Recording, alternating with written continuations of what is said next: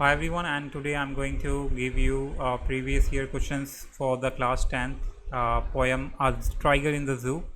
First question is, guys, what message do you get from the poem? First question is this. So इसका answer है आपका, from this poem we come to know that animals like to live freely in the forest and the animal do not want to live in the zoo. Their life is pitiable in it. यानी कि जो poem से हम क्या सीखते हैं, हमें क्या मैसेज मिल रहा है कि जो एनिमल्स है वो फ्रीली रहना चाहते हैं फॉरेस्ट में इंडिपेंडेंटली, एंड जो एनिमल्स है उन्हें ज़ू में नहीं रहना है, वो नहीं चाहते हैं ज़ू में रहना, और जो उनकी लाइफ है ज़ू में बहुत ही गंदी हालत में रहती है। तो आता है नेक्स्ट क्वेश्चन है हमारा, what would the tiger do in a forest? तो इसका आंसर है, इन the forest tiger can enjoy complete freedom. ठीक है, तो मतलब टाइगर क्या करेगा फॉरेस्ट में? तो क्योंकि फॉरेस्ट में टाइगर अपनी कंप्लीट जो फ्रीडम है उसे एंजॉय कर सकता है, and he would walk around freely without any fear, and he would terrorise the villagers by growling, and he would show his teeth and claws. तो यहाँ वर्ड हुआ है ग्रोलिंग। ग्रोलिंग मीन्स होता है धीरे आवाज़ में किसी को वार्निंग देना, जैसे कि रोरिंग तो हमारा दहाड़ना हो गया, ठीक है, लेकिन ग्रोलिंग ये वर्ड है, इसका मतलब होता है गुर्राना काइंड ऑफ। तो ठीक है, तो ही would show his teeth and close, यानी कि वो आसानी से कहीं भी बिना डर के घूम सकता है, एंड किस विलेजर्स जो गांव वाला है उसे आसानी से वार्निंग दे सकता है और अपने दांत और अपने क्लोज को दिखा सकता है। तो ये उसको एकदम फ्रीडम मिल जाएगी फॉरेस्ट में। तो अब क्वेश्चन नंबर 3 है हमारा, how does a tiger feel in the zoo? तो टाइगर को कैसा महसूस होता है, ये पिछले ईयर का क्वेश्चन ही है। The poet describe the feeling of the tiger in the zoo and he keeps on moving from one corner.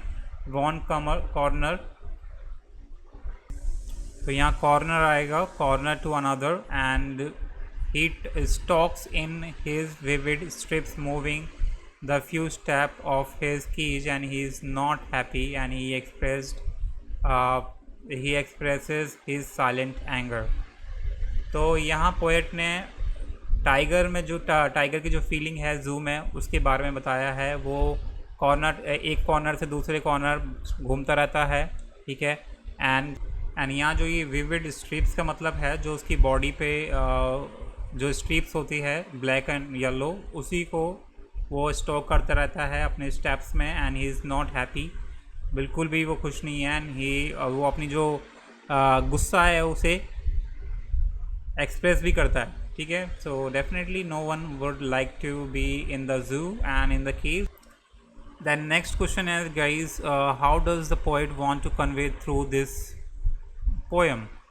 So the poem wants to convey that like human beings animals also like freedom, and they do not want to be in cage. They want to live a miserable life. They cannot live a miserable life, and if their habitat is destroyed by human beings, these animal cannot survive.